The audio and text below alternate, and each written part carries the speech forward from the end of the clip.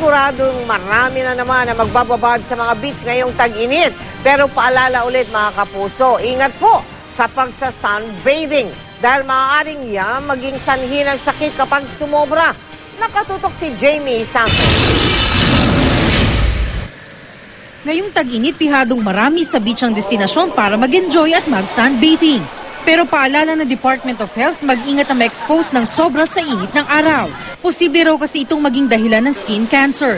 Ang sikat ng araw ay nagtataglay ng ultraviolet radiation na sumisira sa collagen ng balat ng tao.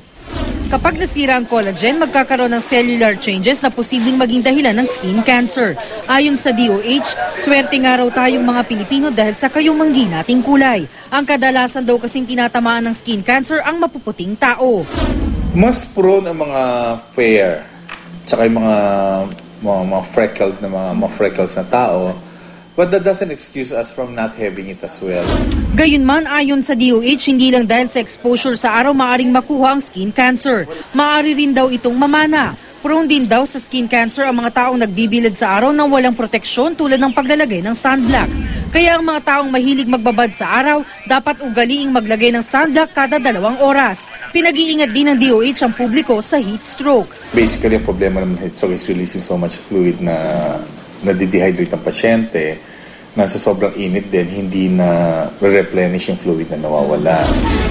Ang traffic enforcer na si Fidel Peña, tinderong si Mang Obet, baliwala lang ang matinding init ng panahon. Bagamat aminado silang maaari silang magkasakit dahil sa sobrang exposure sa araw. Natatakot din, ma'am. Kaya lang, wala naman talaga magagawa mo kung talaga para sa iyo yung sakit. Pero lang. Para? May protection lang tayo sa init.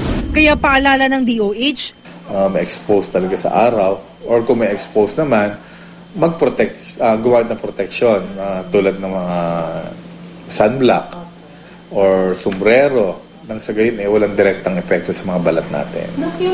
Jamie Santos, Nakatutok, 24 Oras.